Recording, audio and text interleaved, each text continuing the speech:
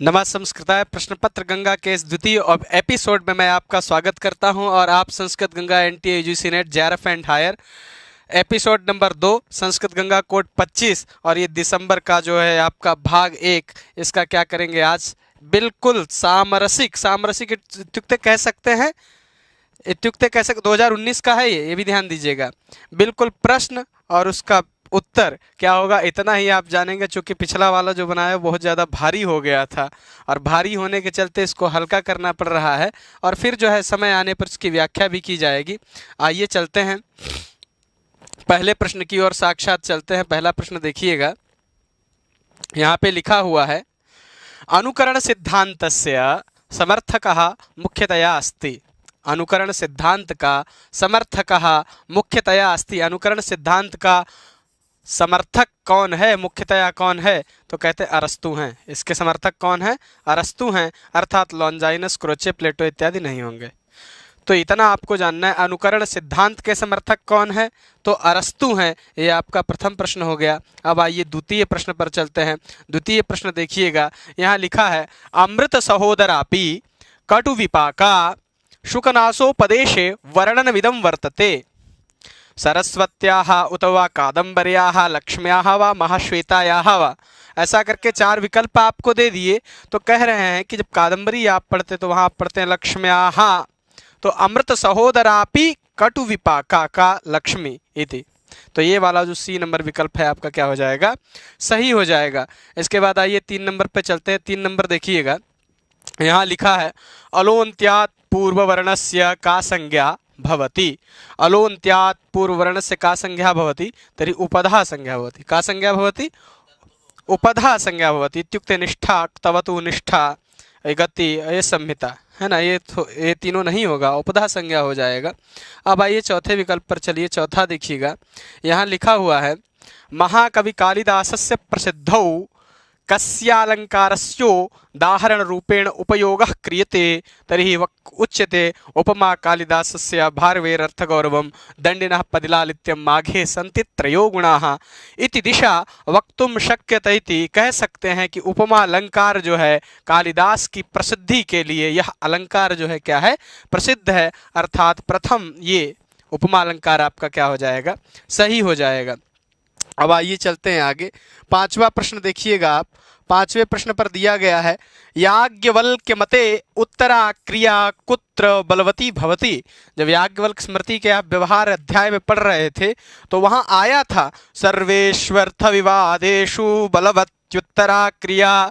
तो सर्वेष्वर्थ विवादेषु यानी कि ये वाला जो ऑप्शन है बिल्कुल आपका सही हो जाएगा। सर्वेष्वर्थ विवादेषु बलवत्युत्तरा क्रिया, तो ये वाला क्या हो, सभी प्रकार के अर्थ के जहाँ पे विवाद हो तो वहाँ पे क्या उत्तर क्रिया क्या हो जाती है? बलवती हो जाती है। तो यह आपने जाना, ये ए विकल्प क्या है आपका सही। अब आइए छठे वाले प्रश्न पर चलिए। छठा प्रश्न आपको ये दिया है, यहाँ लिखा है अधोलिखितेषु केन सह कस्य संबंधः। ऐसा लिख दिया अधोलिखितों में किसका संबंध किसके साथ है। तो आप देखिए यहाँ पे आप दे सकते हैं लास्ट में जो पांडव जब जाते हैं पांडवा नाम हिमालय यात्रा महाप्रस्थान, प्रस्थान लिखा है ना यहाँ पे, तो प्रस्थानिक पर्व में क्या है? हिमालय यात्रा है। हिमालय पांडवानाम हिमालय यात्रा महाप्रस्थानिक पर्वे वर्तते। गीता का उपदेश किस में है? गीता का उपदेश किस में? भीष्म पर्व में है। गीता का उपदेश किस में है? भीष्म पर्व में है। और अभिमन्यु का वध कहाँ होता है? द्रोण पर्व में होता है। किस पर्व में होता है? द्रोण पर्व में होता है। चूंकि द्रोणाचार्य उस समय सेनापति होते हैं और द्रोणाचार्य के सेनापतित्व होते हुए किसको मारा जाता है? अभिमन्यु को मारा जाता है। अब देखिए क्या बचा है? द्यूत क्रीड़ा बचा है। द्यूत क्रीड़ा कहाँ होती है? सभा पर्व में। ठीक है, तो अर्थात जब हम इसको मिलाएं पांडवों का डी का एक कह सकते हैं हम, तो डी का एक कहाँ मिल रहा है आपको? केवल इसी विकल्प में मिल रहा है। डी का एक हो गया सही, सी वाला सही है ना। देखिए शिवम जी, ए का 4, ऑप्शन डी सही है ना, ऑप्शन डी सही है। ठीक है, तो कह सकते हैं ए का 3 द्यूत क्रीड़ा किस में है? सभा पर्व में। बी का 1 गीता का उपदेश भीष्म पर्व में। सी का क्या हो गया? 4 अभिमन्यु वध किस में है? द्रोण पर्व में हो गया, और उसके बाद फिर पांडवा नाम हिमालय यात्रा महाप्रस्थानिक पर्व है। तो इस तरह आप क्या कर सकते हैं, इसको जान सकते हैं। आइए अब अगले वाले प्रश्न पर चलते हैं। तो डी वाला यहाँ सही होगा, है ना चतुर्वेदी जी? डी वाला क्या हो जाएगा, सही हो जाएगा। अब आइए अगले वाले पर चलते हैं। अगला देखिएगा 7 नंबर प्रश्न है यहाँ पर, और यहाँ देखिएगा लिखा हुआ छंदः पादौ तु वेदस्य हस्तौ कल्पोऽथ पठ्यते ज्योतिषामयनं चक्षुर्निरुक्तं श्रोत्रमुच्यते। छंदः पादौ तु वेदस्य हस्तौ कल्पोऽथ पठ्यते ज्योतिषामयनं ज्योतिषानयनं चक्षुर्निरुक्तं श्रोत्रमुच्यते। अत्र श्लोकेन केषां वर्णनं प्राप्यते? आरण्यकों का, उपनिषदों का, वेदांगों का, वेदों का। तो कह रहे हैं वेदांगों का यहाँ पे क्या होता है, वर्णन प्राप्त होता है। किसका? वेदांगों का। इसलिए 7 नंबर जो है यह भी क्या हो गया, सही हो गया। अब आइए अगले वाले पर चलते हैं। अगला 8 नंबर देखिएगा। यहाँ कह रहे इंद्रियार्थयोस्तु यह सन्निकर्षः साक्षात्कारी प्रमाहेतु सह कतिविधः। तो कह रहे इंद्रियार्थयोस्तु यह सन्निकर्षः साक्षात्कारी प्रमाहेतु सह कतिविधः। तो षड्विधः, सह कतिविधः, षड्विधा का सह कतिविधा, षड्विधा ऐसा कह दिया है। तो 8 का क्या हो जाएगा आपका, 8 का क्या हो जाएगा आपका, सी हो जाएगा। तो षड्विधा इन्होंने कह दी। आइए अब अगले वाले प्रश्न पर चलते हैं। 9 नंबर प्रश्न देखिएगा, यहाँ लिखा हुआ है, हाँ ऊपर किए दे रहे हैं, यहाँ देखिएगा लिखा है कि तो कह रहे न तेन सज्जम क्वचित उद्यतम धनुः, न तेन सज्जम क्वचित उद्यतम धनुः, सज्जम धनुः न तेन क्वचित उद्यतम, है ना। कृतम नवा कोप, कोप भी नहीं किया है। विजिह्व माननम गुणानुरागेण, गुण और अनुराग के दर शिरोभिरुह्यते। नराधिपैर्माल्यमिवास्य शासनम, कस्य शासनम, दुर्योधनस्य शासनम। किसका शासन? दुर्योधनस्य शासनम। कहाँ आया है? किरातार्जुनीयम में आया है। ठीक है, तो यह सी विकल्प आपका क्या हो जाएगा। ऐसा शासन किसका है? वनेचर बताता है युधिष्ठिर के प्रति कि न तेन सज्जम क्वचित उद्यतम धनुः न कृतम कोप वा विजिह्व माननम गुणानुरागेण शिरोभिरुह्यते नराधिपैः माल्यमिवास्य इव अस्य शासनम, कस्य शासनम, दुर्योधनस्य शासनम। ऐसा कह दिया यहाँ पे। तो विकल्प सी इसका सही हो गया। आइए अगले वाले पर 10 नंबर प्रश्न पर चलते हैं। 10 नंबर लिखिए, देखिए यहाँ लिखा है तत्र एकम अभिकथनम अपरंच तस्य कारणम। कह रहे हैं 91 वर्षीयस्य प्रणवस्य प्रपौत्रः ओंकारः। ठीक, 91 वर्ष का है और प्रणव का प्रपौत्र क्या है? प्रणव का प्रपौत्र है, लड़का है ना। तो कह रहे ओंकारस्य युवा पत्य संज्ञा भवति, युवा पत्य संज्ञा भवति जीवति तु वंशे युवा इति विधानात्। तो कह रहे हैं कि क्या यह कथन सही है? 91 वर्षीय, यह भी सही है। और फिर कह रहे सूत्र जो आया उसमें बता रहे जीवति तु वंशे युवा इति विधानात्, यह भी सही है। तो दोनों जब सही हैं तो कह रहे ए आर उभयम सत्यम अस्ति ए इत्यस्य आर उचितम कारणम अस्ति। तो 10 का क्या हो जाएगा आपका? ए नंबर आपका हो जाएगा। 10 का क्या हो जाएगा आपका? ए नंबर हो जाएगा। तो यह आपका सही हो जाएगा। आइए अब अगले वाले प्रश्न पर चलते हैं। अगला देखिएगा 11 कह रहे हैं अधस्तनेषु चित्त भूमिषु न गण्यते। चित्त भूमि में गणना नहीं होती है, यह आपको किस बताना है? तो कहते चित्त भूमियाँ कितनी होती हैं? बताइए चतुर्वेदी जी। 5 होती। कौन कौन सी होती हैं? हाँ, क्षिप्त, मूढ़, विक्षिप्त, एकाग्र, निरुद्ध। तो ये दोनों तो आ गया। आया क्या नहीं? ए नहीं आया और अचलम नहीं आया, डी नहीं आया। हाँ, तो ए डी जब नहीं आया तो बी वाला क्या हो जाएगा? सही हो जाएगा। अर्थात 11 का क्या हो जाएगा आपका? बी वाला जो ऑप्शन है वो सही हो जाएगा। तो यह सही हो गया। अब आइए अगले वाले प्रश्न पर चलते हैं। अगला प्रश्न देखिएगा 12 नंबर। यहाँ लिखा हुआ है निरुक्तकारेण केन क्रमेण पदजातानि वर्णितानि। तो कहते हैं नाम आख्यात उपसर्ग निपाताः, नाम आख्यात उपसर्ग निपाताः। तो नामाख्यातोपसर्ग निपाताः कह दिया तो क्या आएगा? 4 आएगा पहले। 4 के बाद क्या आएगा? 1 आएगा। 1 के बाद क्या आएगा आपका? तो 4 1 आएगा। तो 4 कहाँ है? हाँ 2 आएगा फिर 3 आएगा, ए सही हुआ ना। तो ये वाला ऑप्शन बिल्कुल आपका क्या हो जाएगा, सही हो जाएगा। आइए अब अगले वाले प्रश्न पर चलते हैं। अगला देखिएगा, लिखा हुआ है महाभारताश्रितम भास विरचितम ग्रंथद्वयम किमस्ति। महाभारताश्रित भास विरचित ग्रंथद्वय कौन सा है? अभिज्ञान शाकुंतल हो गया एक, है ना, महाभारताश्रित है। क्या लिखा है? महाभारताश्रितम भास विरचितम। अच्छा, भास विरचितम ये कहा है ना।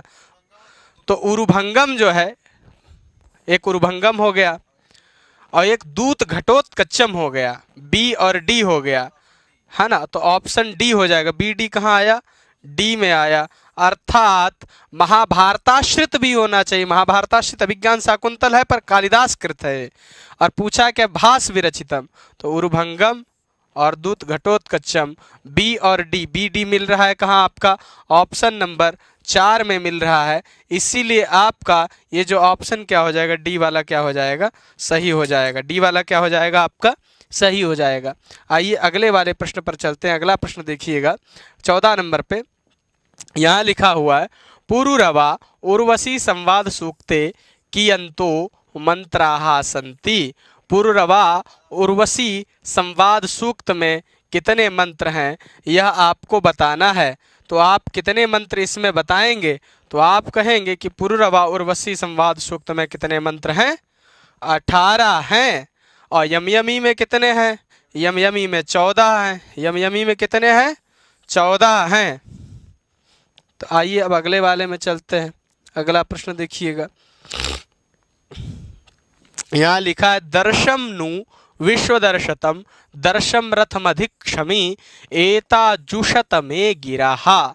में गिरहा जुषत, तो कह रहे दर्शम नु विश्वदर्शतम दर्शम रथमधिक्षमी एता जुषत में गिरहा।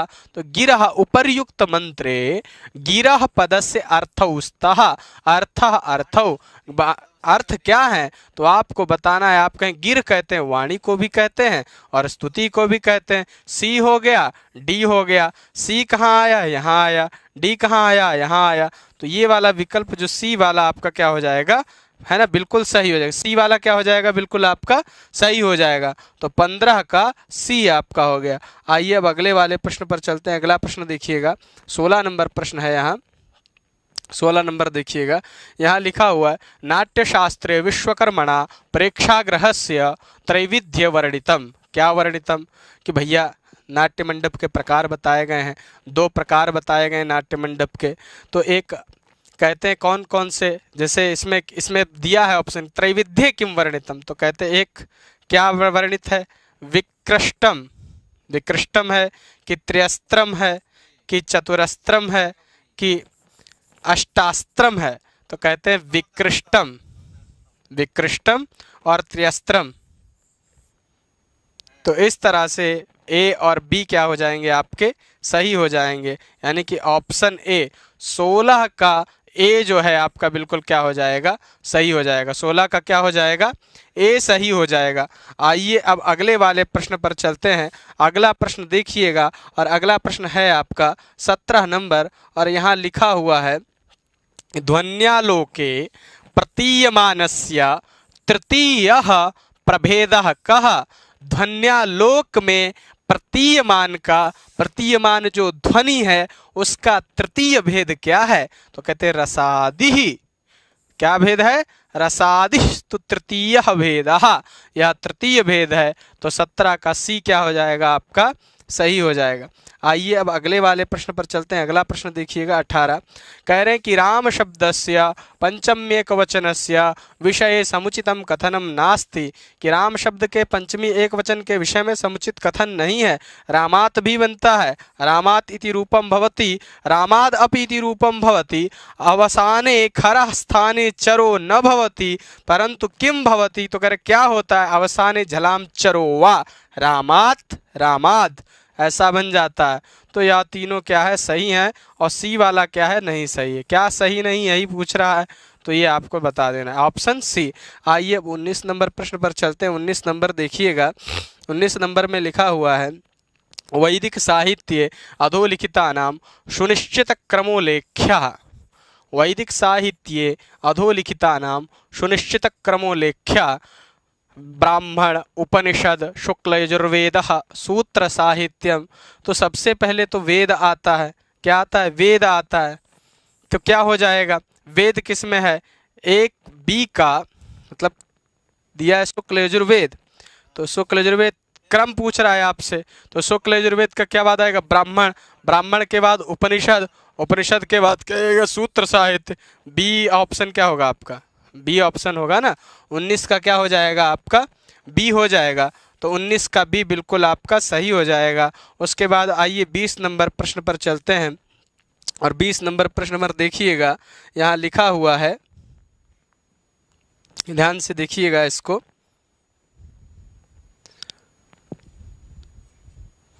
प्रभा जी,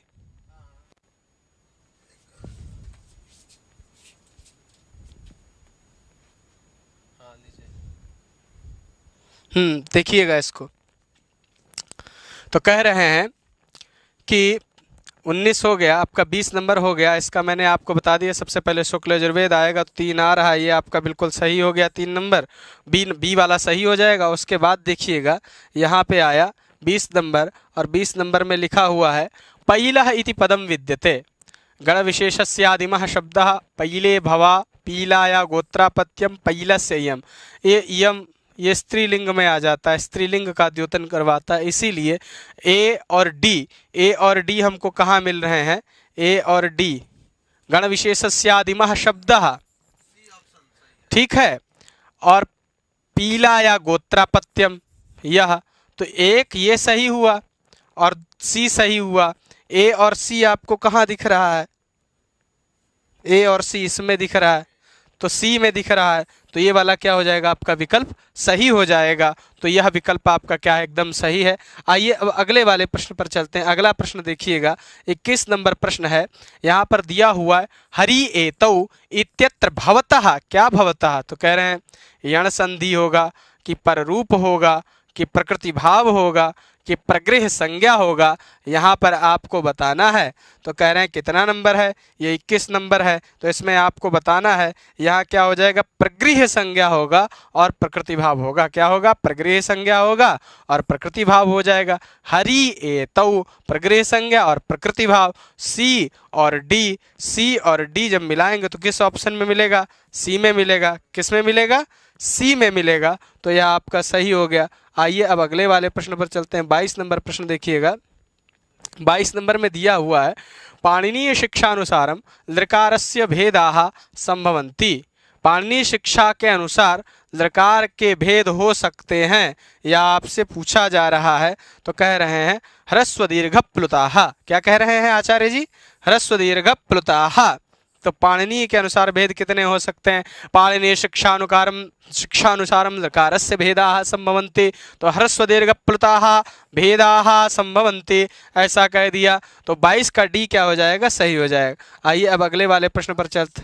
22 का देखिएगा ध्यान से फिर से। 22 का क्या बता रहे हैं? 22 का तो पाणिनीय शिक्षानुसारम लकारस्य भेदाः संभवन्ति लृवर्णस्य दीर्घाभावात्।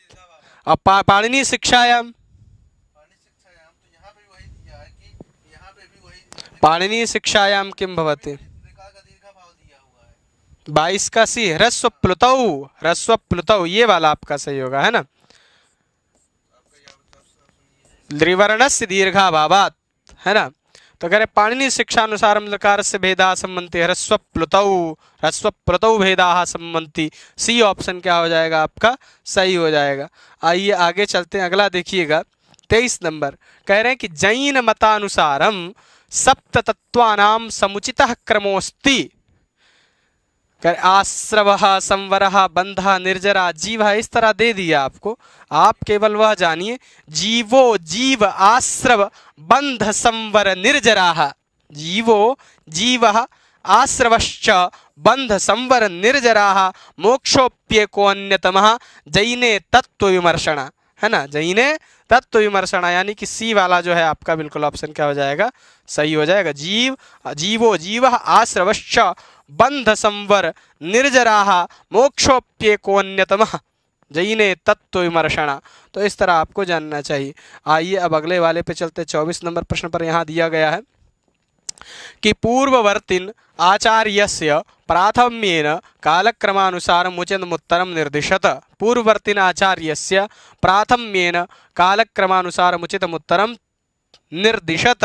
तो 24 नंबर आपका प्रश्न है और यहाँ पूछा जा रहा है। तो यहाँ आपका ऑप्शन कौन सा बिल्कुल सही हो जाएगा? बी वाला सही होगा। कौन सा सही होगा? बी वाला सही होगा। इससे क्या सिद्ध होता है? भरत क्या है? पहले है, भरत का नाट्यशास्त्र है, सी पहले आ गए। तो सी के बाद फिर क्या आ जाएगा? बी आ जाएगा। अभिनव गुप्त कितने पे हैं? दूसरे पे हैं। अभिनव गुप्त दूसरे पे। क्षेमेंद्र कितने पे हैं? तीसरे पे। क्षेमेंद्र कितने पे हैं? तीसरे पे। और डी पे क्या होगा? रुय्यक चौथे नंबर पे आ जाएंगे। चौथे नंबर पे कितने पे? चौथे नंबर पे आ जाएंगे रुय्यक। तो इस तरह जो है आपके पहले भरत, फिर दूसरे क्या हो गए? अभिनव गुप्त, तीसरे क्षेमेंद्र और फिर चौथे क्या हो गए? आपके रुय्यक। तो सी बी ए डी, इस तरह बी वाला विकल्प आपका क्या हो जाएगा? सही हो जाएगा। बी वाला विकल्प सही हो जाएगा। आइए अब अगले वाले पर चलते। 25 नंबर देखिएगा, यहाँ दिया हुआ है भर्तृहरेः कृति इमे। भर्तृहरि की कृति है। भर्तृहरि की एक कृति कौन सी है? एक तो भर्तृहरि की वाक्यपदीयम है ना, एक तो वाक्यपदीयम हो गई। दूसरी आपको बतानी है। दूसरी बताइए कौन सी हो जाएगी? दूसरी आपकी हो जाएगी दीपिका हो जाएगी। दूसरी कौन सी हो जाएगी? आपकी दीपिका हो जाएगी। या दोनों सही हो गई। तो ए और डी कहाँ मिल रहा है? ए और डी आपको सी वाले ऑप्शन में मिल रहा है। ए और डी कहाँ मिल रहा है? सी वाले ऑप्शन में मिल रहा है। तो सी वाला आपका विकल्प क्या हो जाएगा? एकदम सही हो जाएगा। तो 25 वाला जो है क्या है आपका? ये सी है। आइए अगले वाले प्रश्न पर चलते हैं। भर्तृहरि की यानी कि दीपिका हो गई और वाक्यपदीय हो गई। अब आगे देखिए, अधोंकिता नाम केन सह कस्य संबंधा। केन सह कस्य संबंधा के संबंध पूछ रहे हैं। तो पहले तो देखिए सत्कार्यवाद कौन मानता है? सांख्य। आपको एक ही पता है, बहुत काम हो जाएगा। डी का क्या है? 2। आपको देखना है डी का 2 जगह दिया है ना, डी का 2 जगह दिया है। फिर यहाँ कट गया। फिर आपको दिया है कि सप्तभंगी ने कौन मानता है? जैन मानते हैं। सप्तभंगी ने कौन मानते हैं? जैन मानते हैं। तो बी का 1 देखना है आपको। तो बी का ए जो है आपको यहाँ मिला केवल, और यहाँ पे भी मिल गया। अब देखिए फिर फंसा दिया। प्रत्यक्ष में प्रमाणम कौन मानता है? चार्वाक मानते हैं। प्रत्यक्ष में मतलब बी का 3 होना चाहिए। बी का 3 सप्तभंगी ने।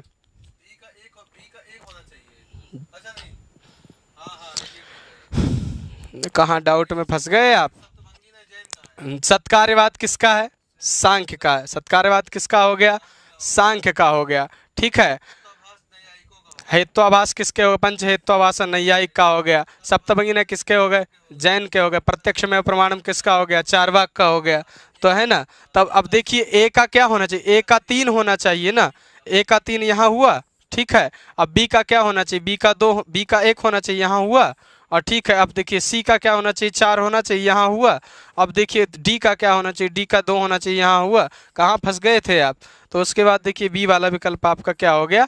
सही हो गया। तो अब आइए अब अगले वाले प्रश्न पर चलिए। अगला प्रश्न देखिएगा, यहाँ दिया हुआ है 27 नंबर प्रश्न को देखिएगा ध्यान से। लिखा हुआ है संस्कृत आलोचना परंपरायाम वाल्मीकि रामायणम कीदृशम काव्यम मन्यते। अरस सिद्ध काव्यम, सिद्ध रस काव्यम, असिद्ध रस काव्यम, सिद्धा सिद्ध रस काव्यम। यह आपका 27 नंबर प्रश्न है और यहाँ आपसे पूछा गया है संस्कृत आलोचना परंपरायाम वाल्मीकि रामायणम कीदृशम काव्यम मन्यते। तर्हि कह सकते हैं 27 का बी सिद्ध रस काव्यम। कैसा काव्य? सिद्ध रस काव्य है। वाल्मीकि रामायणम कीदृशम काव्यम, तो कहते हैं सिद्ध रस काव्यम। ऐसा आप जान सकते हैं। आगे आइए 28 नंबर प्रश्न देखिए। 28 में लिखा है रथांग पाणे हैं पटलेन रोचिषा मृषि द्विजः संवलिता विरेजिरे चलत पलाशांतर गोचरास्तरोस्तुषार मूर्ते रिव नक्त मनशवः। यहाँ ऐसा दीजिए अस्मिन् श्लोके तुषार मूर्ति इति शब्दः कस्य वाचकः? तुषार मूर्ति इति शब्दः तुषार मूर्ते रिव नक्त मनशवः। मनशवः ऐसा कह दिया यहाँ पे। 28 नंबर प्रश्न है और तो कह रहे हैं किसका है? चंद्र का है। किसका? चंद्र का। किसका हो गया? चंद्र का। बी वाला विकल्प आपका क्या हो जाएगा? सही हो जाएगा। आइए अगले वाले प्रश्न पर चलते हैं। अगला देखिएगा प्रश्न 29 नंबर प्रश्न है, यहाँ लिखा हुआ सकिम सखा साधुन शास्त्योधिपम, सकिम सखा साधुन शास्त्योधिपम, इयं पंक्ति भारवेः किरातार्जुनीयाद् उद्धृतोऽस्ति, किरातार्जुनीयात् उद्धृता अस्ति। वनेचरः युधिष्ठिरं प्रति दुर्योधनस्य सत्यं वृत्तान्तमवोधयितुं वदति। अधोलिखितेषु उचितं कारणं लिखत। यहाँ आपको उचित कारण बताना है। अरे 29 नंबर का आपसे प्रश्न पूछा है, तो कह रहे हैं इसका क्या हो जाएगा? आपका ए हो जाएगा। ए नंबर क्या हो जाएगा? सही हो जाएगा। कह रहे हैं कथनम मित्रस्य साधुशीलतां प्रमाणीकरोति। कथन क्या कर रहा है? मित्र की साधुशी। सकिम सखा साधु न शास्ति योधिपम, तो वह कैसा सखा है जो अधिपम साधु न शास्ति, है ना। तो कह रहे कथनम मित्रस्य साधुशीलतां प्रमाणीकरोति, और फिर कथनम वनेचरस्य स्वामिनः वंचनाम निषेधयति। सकिम सखा साधु न शास्त्योधिपम हितान्यः संसृणुते सकिम प्रभु, ऐसा आगे आया है ना। तो करें कि दोनों सही हैं, तो ये वाला विकल्प आपका सही हो जाएगा। आइए अब अगले वाले प्रश्न पर चलते हैं। अगला प्रश्न देखिएगा, आगे देखिएगा 30 नंबर प्रश्न दिया है वेदांत सारानुसारम तत्त्वमसि इत्यत्र अखंडार्थ बोधक संबंधः कतिविधः। वेदांत सार के अनुसार तत्त्वमसि इत्यत्र यहाँ पे अखंडार्थ बोधक संबंध जो है वह कितने प्रकार का है? कतिविधा है, यहाँ पे आपको दे दिया है, तो ये आपको बताना है कि त्रिविधा संबंध। त्रिविधा अखंडार्थ बोधक जो संबंध है कितना है? त्रिविधा। आइए अगले वाले प्रश्न पर चलते हैं। अगला देखिएगा 31 नंबर है, यहाँ लिखा हुआ है रामायणस्य बालकांडस्य सर्गानुसारम उपाख्यानानां समुचितः क्रमोऽस्ति, समुचित क्रम का चयन करिए। 31 नंबर का आपका क्या हो जाएगा? बी नंबर सही हो जाएगा। पहले क्या आएगा? क्रौंचवधाख्यानम, क्रौंचवधाख्यानम, ऋष्यशृंगाख्यानम, अहिल्योद्धाराख्यानम, फिर शुनशेपाख्यानम। इस तरह आपका बी क्या हो जाएगा? सही हो जाएगा। क्रौंच ऋष्य अहिल्या, क्रौंच ऋषि अहिल्या, है ना। क्रौंच ऋषि अहिल्या और शुनशेप, क्रौंच ऋषि अहिल्या और शुनशेप इस क्रम से हो जाएगा। आइए अगले वाले प्रश्न पर चलते हैं। अगला प्रश्न देखिएगा 32 नंबर है आपके सामने, यहाँ क्लेश कर्म विपाकाशैर परामृष्टः पुरुष विशेषः ईश्वरः। क्लेश कर्म विपाकाशैर परामृष्टः पुरुष विशेष ईश्वरः इति कथनमस्ति। कहाँ आया है? तो कह रहे हैं कहाँ आया? सांख्य में आया कि योग दर्शन में आया कि मीमांसा में कि वैदिक दर्शन में आया? तो कहाँ आया है यह आपको बताना है। तो कह रहे हैं 32 का क्या हो जाएगा? आपका बी योग दर्शन है। कहाँ आया है? योग दर्शन में आया है, तो यह आपका क्या हो जाएगा? सही हो जाएगा। आइए आगे बढ़ते हैं। अगला देखिएगा 33 नंबर का, यहाँ लिखा हुआ है ननु तंतु संबंध इव तुर्यादि संबंधोपि पटस्य विद्यते तत्कथम तंतुष्वेव पटः समवेतो जायते। न तुर्यादिषु सत्यम द्विविधः संबंधः संयोगः समवायश्चेति। तत्र अयुत संबंधः अन्ययोस्तु संयोग एव। अत्र उचितम उत्तरम चिनुत। यहाँ ऐसा कह रहे हैं। तो यह 33 नंबर आपका प्रश्न है। यहाँ लिखा ननु तंतु संबंध इव तुर्यादि संबंधोपि पटस्य विद्यते। तुर्यादि संबंध भी किसका है? पट का है। तत्कथम तंतुष्वेव पट समवेत हो जाए, तो वह कैसे तंतु में ही पट जो है समवेत रूप से हो जाता है? न तुर्यादिषु, तुर्यादि इसमें नहीं होता है। तो कह रहे सत्यम द्विविधा संबंध, दो प्रकार का संबंध होता है। कौन सा? संयोग समवायश्चेति, संयोग और समवाय। फिर कह रहे तत्र अयुत सिद्धयो हो संबंध, वहाँ क्या? अयुत सिद्धि का क्या है? संबंध है। अन्ययोस्तु संयोग एव, अन्य का क्या है? केवल संयोग ही है। फिर आपसे आंसर पूछ रहे हैं और आंसर में आपसे जानना चाहते हैं कि क्या होगा कारण, ये आपको बताना है। तो कारण आपका ये होगा बी सी डी। क्या होगा? तो कहते तंतु पटस्य समवायी कारणम। तंतु पट का क्या है? समवायी कारण है। तो कैसे? क्यों? अयुत सिद्धत्वात्, नयुत सिद्धत्वात् इति अयुत सिद्धत्वात्, अयुत सिद्धत्वात् ऐसा कहना चाहिए। तो ये नंबर जो है आपका बिल्कुल सही हो जाएगा। आइए अब अगले वाले प्रश्न पर चलते हैं। अगला प्रश्न देखिएगा, यहाँ लिखा हुआ है कि ऋग्वेद संहिताया वैशिष्ट्यमस्ति। ऋग्वेद संहिता का वैशिष्ट्य क्या है आपको बताना है। 34 नंबर आपका प्रश्न है और यहाँ आपको बताना है। तो देवस्तुति क्या है? देवस्तुति है ना आचार्य जी। ऋग्वेद संहितायाः वैशिष्ट्यमस्ति देवस्तुतिः, और यह सही आपका हो गया। और यजुर्वेदो ही यज्ञानाम कर्म कांड प्रदीपकः, ऐसा कहा है। तो यजुर्वेद में यज्ञ परक जो है मंत्र हैं, इसीलिए याज्ञ उन्होंने कहा यजुर्वेदो ही यज्ञानाम कर्म कांड प्रदीपकः। आइए अब अगले वाले प्रश्न पर चलते हैं। अगला प्रश्न है आपका 35 नंबर। अधस्तनेषु केन सह कस्य संबंधः, ऐसा लिख दिया है। तो कह रहे हैं कि छंदः पादौ, शिक्षा वर्ण स्वर मात्रादि विमर्शः, है ना।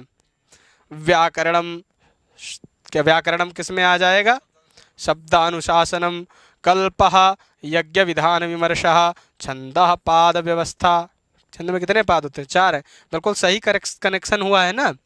तो कह रहे हैं शिक्षा वर्ण स्वर मात्रादि विमर्शः, एकाचार। तो एकाचार मात्र एक जगह दिखाई पड़ रहा है, मात्र एक जगह। बी का यानी कल्पः का 3, यज्ञ विधान विमर्शः, बिल्कुल सही है।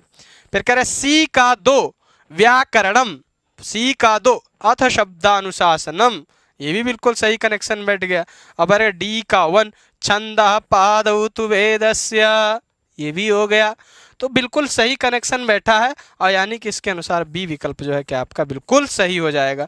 आइए अब अगले वाले पर चलते। अगला देखिएगा, यहाँ लिखा है 36 नंबर में, यदंगदाशुषे तुमग्ने भद्रं करिष्यसि तवे तत्सत्यमंगिरः, ऐसा आता है ऋग्वेद के अग्नि सूक्त में। तो कह रहे हैं कि यदंगदाशुषे तुमग्ने, यद अंग दाशुषे त्वम अग्ने भद्रम करिष्यसि इति मत चिंतनम, ऐसा मेरा चिंतन है कि आप कल्याण करेंगी। तो तवे तत्सत्यम अंगिरः, अत्र अंग शब्दस्य इति कस्मिन्नर्थे प्रयुक्तोऽयं शब्दः। अत्र अंग इति कस्मिन्नर्थे, अत्र अंग इति, यह जो अंग शब्द है, यद अंगदाशुषे, है ना। तो कह रहे हैं कि अभिमुखीकरणार्थे, है ना आचार्य जी, अभिमुखीकरणार्थे यद अंग दाशुषे त्वम अग्ने भद्रम करिष्यसि, कल्याण करोगी, ऐसा सोच करके। तो अभिमुखीकरणार्थ के लिए वो क्या करता है, करते हैं। तो यह वाला आपका, ये वाला बिल्कुल हो जाएगा, सही हो जाएगा। आइए अब अगले वाले प्रश्न पर चलते हैं। अगला प्रश्न देखिएगा, 37 नंबर आपके सामने प्रश्न है। यहाँ लिखा हो ऐतरे ब्राह्मण ग्रंथानुसारेण शुनः से पस्य पितुर्नाम किम आसीत्, तो अजिगर्त आसीत्। किम नाम आसीत्? अजिगर्त आसीत्। यह भी सही हो गया। आगे बढ़िए 38 पे आइए। यहाँ लिखा हुआ पदेन वर्णा विद्यन्ते वर्णेष्वयवान् च वाक्यात् पदानाम् अत्यन्तं प्रविवेको न कश्चन, अस्याः कारिकायाः सम्बन्धः केन सिद्धान्तेन सह भवितुमर्हति। पदेन वर्णा विद्यन्ते वर्णेष्वयवान् च वाक्यात् पदानाम् अत्यन्तं प्रविवेको न कश्चन। 38 का क्या हो जाएगा आपका? 38 का आपको आंसर देना है। तो 38 का स्फोटवाद हो जाएगा। स्फोटवाद का नाम आते ही नागेश भट्ट का भी नाम याद आ जाता है कि नहीं आचार्य जी? नागेश जी का भी नाम याद आ जाता है। हाँ, पदेन वर्णा विद्यन्ते वर्णेष्वयवान् च वाक्यात् पदानाम् अत्यन्तं प्रविवेको न कश्चन। आइए अगले वाले प्रश्न पर चलते हैं। अगला प्रश्न देखिए 39 नंबर। यहाँ लिखा हुआ है सर्वप्राचीन रचनायाः प्राथम्येन कालक्रमानुसारम् उचितम् उत्तरं चिनुत। तो कह रहे हैं, एक तो स्वप्नवासम दत्तम दिया है यहाँ पे, ये तो टी गणपति शास्त्री जी ने बास के जो 13 नाटक थे उनके क्रम में आया है। एक बुद्ध चरितम दिया है, एक नैषधीय चरितम दिया है, और डी क्या दिया है? मुद्रा राक्षसम दिया है। यहाँ आपको बताना है कि सही क्रम क्या है, ये आपको बताना है। तो डी आपका क्या है? आपका सही हो जाएगा। स्वप्न वासव दत्तम टी गणपति शास्त्री जी ने किया, सी मिल गया। सी के बाद क्या है? ए, तो सी 1 नंबर पे आ गया। फिर ए क्या 2 नंबर पे बुद्ध चरितम अश्वघोष का आ गया, और फिर डी आ गया मुद्रा राक्षस के साथ विशाखा दत्त का है ना जी, विशाख दत्त का है। सही कह रहे हैं, 1 2 3। और फिर नैषधीय चरितम किसका है? श्रीहर्ष का है। किसका है? श्रीहर्ष का है। तो स्वप्नवासव दत्तम टी गणपति शास्त्री ने भास के 13 नाटकों की खोज की थी, और ये हो गया स्वप्नवासव दत्तम के बाद अश्वघोष बुद्ध चरितम। फिर क्या हो गया? मुद्रा राक्षस किसका हो गया? ये आपका विशाख दत्त का, है ना। और उसके बाद नैषधीय चरितम श्री हर्ष बब्बा का है। आइए हर्ष का नाम आते ही एक शाहजहाँपुर की भी याद आ जाती है, बांसखेड़ का ताम्रपट्टा विलेख वो लिखे थे, और एक हर्ष और है रत्नावली वाले भी हैं, है ना। अब ये देखिए फिर ये आ गया, हमको पिछली बार परेशान कर दिया था। आइए अब अगले वाले प्रश्न पर चलते हैं। अगला प्रश्न देखिएगा 40 नंबर पे है ये, और यहाँ लिखा हुआ है चत्वारो वेदाः जगति प्रसिद्धाः, 4 वेद जगत में प्रसिद्ध हैं। एते ऋग्वेदा, एते बहुवचनांत, ऋग्वेद, यजुर्वेद, सामवेद, अथर्ववेद, 4 वेदों के नाम बता दिए। एतेषां मंत्राणाम मंत्राणाम अर्थख्यापनाय, अर्थ के प्रकटीकरण के लिए बहवः आचार्य, बहुत सारे आचार्यों ने प्रयत्न किया। तत्र ऋग्वेदस्य, ऋग्वेद का प्रथमो भाष्यकार स्कंद स्वामी। पहले भाष्यकार कौन है? स्कंद स्वामी है, सबसे बूढ़े हैं स्कंद स्वामी, है ना। और आसीत विस्तार पूर्वकम यद्यपद्यते है प्रथमम भाष्यम आचार्य सायणेन, मतलब यज्ञीय दृष्टि से किसने किया था? आचार्य सायण ने। स एव कृष्ण यजुर्वेदस्य भाष्यम प्रथमतया विरचितवान, और उसी ने, किसने? सायण ने कृष्ण यजुर्वेद के भी भाष्य का प्रथमतया विरचना किया। और आनंद तीर्थ दयानंदश्च वेद भाष्यम रचितवन्तौ, ये लास्ट के हैं, नए नए हैं, तो इन्होंने भी क्या किया? रचना किया। अब यहाँ पूछ क्या, उपर्युक्त ऋग्वेदस्य प्रथम भाष्यकारः का आसीत, यहाँ देखिए पहला आपने पढ़ा ना, तत्र ऋग्वेदस्य प्रथमो भाष्यकारः स्कंद स्वामी आसीत। ये बी वाला बिल्कुल सही होगा कि नहीं होगा आचार्य जी? ये बी वाला बिल्कुल सही हो जाएगा। आइए अगले वाले, बताइए इतना घुमा के पूछा, यही पूछ लेता ऋग्वेद के सबसे प्राचीन भाष्यकार कौन थे, और यहाँ से लिख करके जो है आपसे पूछ रहा है। अब आइए अगले वाले पे 41 नंबर पे आइए, यहाँ लिखा हुआ है यजुर्वेद संहितायाम प्राधान्य निरूपणम प्राप्यते यज्ञानाम, यजुर्वेदो यज्ञानाम कर्मकांड प्रदीपकः, यजुर्वेद प्राधान्य निरूपणम प्राप्यते यज्ञानाम गानानाम संवादस्य दार्शनिक विचाराणाम। दार्शनिक विचार आपको ऋग्वेद में मिलेंगे ना, संवाद भी आपको ऋग्वेद में मिल जाएंगे, और उसके बाद गान कहाँ? आपको सामवेद में चले जाइए। बचा क्या? यज्ञ बचा। आगे देख लीजिए 42 में आइए, यहाँ लिखा हुआ भाषाणाम शतम वर्गे स्वीक्रियते, भाषा के तो संस्कृतम भाषाणाम शतम वर्गे, यानी कि 100 रुपये का उच्चारण करना हो तो आप यहाँ क्या करते हैं? शतम, तत्र तालव्य शकारो भवति आचार्याः, वहाँ तालव्य शकार होता है, और संस्कृत को स्वीकार करते हैं, तो 42 का आपका क्या हो जाएगा आचार्य जी? सी हो जाएगा। 42 का क्या हो जाएगा? सी हो जाएगा। आइए अब अगले वाले प्रश्न पर चलते हैं। अगला प्रश्न देखिएगा 43 नंबर, यहाँ लिखा हुआ आर्हत दर्शनानुसारम सप्तभंगीनयः कुत्र न स्वीकृतोऽस्ति। आर्हत दर्शनानुसारम सप्तभंगीनयः कुत्र न स्वीकृतोऽस्ति, सी बिल्कुल सही है। स्यादस्ति च वक्तव्यः, ठीक है आचार्य जी, स्यादस्ति च वक्तव्यः, ये सही हो जाएगा। आइए अगले वाले प्रश्न पर चलते हैं। अगला प्रश्न देखिएगा, यहाँ दिया है 44 नंबर, यह लिखा है कि अधस्तन युग्मानाम समीचीनाम तालिकाम चिन्हुत, भास का क्या है? भवभूति का उत्तर रामचरित, है ना। और विशाखा दत्त का क्या हो जाएगा? मुद्रा राक्षस। मुद्रा राक्षस होगा कि नहीं होगा आचार्य जी? भवभूति का उत्तर रामचरित, ठीक है, और विशाख दत्त का मुद्रा राक्षस, है ना। हर्ष का क्या हो जाएगा? रत्नावली, और भास का क्या हो जाएगा? कर्णभार। बिल्कुल सही है कि नहीं है? जोड़ी सही मिली है। तो अब देखिए 44 का, हाँ 44 देखिए, हमको भी अच्छी जोड़ी मिले, आचार्य जी कह रहे हैं। आगे ए का देखिएगा, हर्ष का एकाचार कहाँ मिल रहा है आपको? एक ही ऑप्शन में मिल रहा है कि नहीं मिल रहा है? तो इसका बी सही है ना बिल्कुल।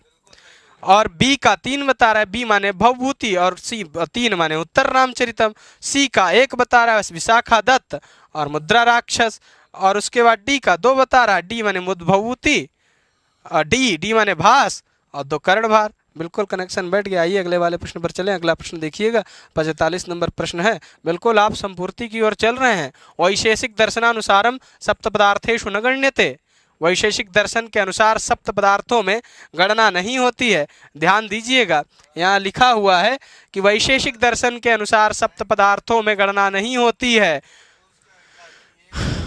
तो आपको बताना है ऑप्शन डी, ए और डी, है ना। ए माने पुरुष और डी माने अहंकार, तो ठीक है। तो ये वाला डी वाला बिल का ऑप्शन क्या हो जाएगा आपका? क्या हो जाएगा? सही हो जाएगा। वैशेषिक दर्शनानुसारम सप्त पदार्थेषु न गण्यते, तो पुरुषः न गण्यते, अहंकारः न गण्यते, ऐसा आपको क्या करना चाहिए? जानना चाहिए। तो ए और डी बिल्कुल आपका क्या हो जाएगा? सही हो जाएगा। आइए अब अगले वाले प्रश्न पर चलते हैं। अगला प्रश्न देखिएगा, यहाँ लिखा हुआ है 46, देखिए ऋग्वेदस्य वरुण सूक्ते 1.25, है ना, कियंतो मंत्राः सन्ति 21 मंत्राः सन्ति। कितने मंत्र हैं? 21 मंत्र। कितने मंत्र हैं? यम यमी में कितने मंत्र हैं? 14, है ना। आइए अगले वाले में पढ़िए। अगला देखिए, काल कल्प साहित्य गण्यते, कल्प साहित्य गण्यते, कल्प साहित्य में क्या आता है? तो ये आपको बताना है। गौतम धर्म सूत्र आएगा, मानव शुल्ब सूत्र आएगा, ये तो संहिता सा है, प्रातिशाख्य आ गया, ये निघंटु अलग हो गया। तो ए और सी किस में मिल रहा है आपको? सी में मिल रहा है। देखिए बिल्कुल सही है ना आचार्य जी, ये 47 का। कल्प साहित्य गण्यते गौतम धर्म सूत्रम गण्यते मानव शुल्ब सूत्रं च गण्यते इत्युक्ते गौतम धर्म सूत्रम मानव शुल्ब सूत्रम च गण्यते, ऐसा कहा जा सकता है। आइए अगले वाले प्रश्न पर चलिए। अगला प्रश्न देखिएगा, 48 नंबर प्रश्न है। यहाँ लिखा है भवभूति कृतम रचनाद्वयम किमस्ति। भवभूति के द्वारा कृत, एक उत्तर रामचरितम, बी महावीर चरितम। बी वाला बिल्कुल ऑप्शन क्या हो जाएगा आपका? सही हो जाएगा। 48 का आपका कौन सा ऑप्शन सही हो जाएगा? बी वाला सही हो जाएगा। आइए अब अगले वाले प्रश्न पर चलते हैं। अगला प्रश्न है अपना कौन सा? 49 नंबर प्रश्न है। 49 नंबर प्रश्न आप देखेंगे, यहाँ देखिएगा लिखा हुआ है कि तैत्रीय ब्राह्मणस्य प्रथमे कांडे के द्वे वर्णिते, तैत्रीय ब्राह्मणस्य प्रथमे कांडे के द्वे वर्णिते। एक तो अग्न्याधान का वर्णन आता है कि नहीं आता है? और गवामयनम का वर्णन आता है, गवामयनम का, ये दो हो गया। तो सी और डी, गवा अग्न्याधानम गवामयनम, तो सी और डी सही हो गया। तो तैत्रीय ब्राह्मण से प्रथमे कांडे के द्वे वर्णिते अग्न्याधानम गवामयनम, तो सी और डी आया। सी डी कहाँ मिल रहा है? सी नंबर में मिल रहा है। किसमें मिल रहा है? सी नंबर में मिल रहा है। तो 49 का आपका कौन सा सही हो जाएगा? 49 का आपका सी सही हो जाएगा। आइए अब अगले वाले प्रश्न पर चलते हैं। अगला प्रश्न देखिएगा आप, 50 नंबर है आपका अगला प्रश्न। सोर्थस तद व्यक्ति सामर्थ्य योगी अत्र सह पदस्य कः आशयः सह व्यंग्यः। सोर्थस तद व्यक्ति सामर्थ्य योगी अत्र सह पदस्य का अर्थ व्यंग्यार्थ इति सिद्ध्यते। तो ऐसा आपको जानना चाहिए। आशा करता हूँ आपको मज़ा आया होगा, समझ में आएंगे। लाइव क्लास सुबह 8 शाम 8 देखते रहिए, और इसी के आशा के साथ अपना स्कूल भी ज्वाइन करिए। UP board, ICSE, CBSE board Sanskrit कक्षा 6 से 12 तक की संस्कृत पढ़ाने का सत्संकल्प लिया है। किसने? संस्कृत गंगा ने लिया है। आशा करता हूँ आप सभी आएंगे और अपने बच्चों को, बालकों को उपकृत करेंगे अध्ययन के द्वारा। इसी आशा के साथ यह जो एपिसोड है समाप्त होता है। नमः संस्कृताय।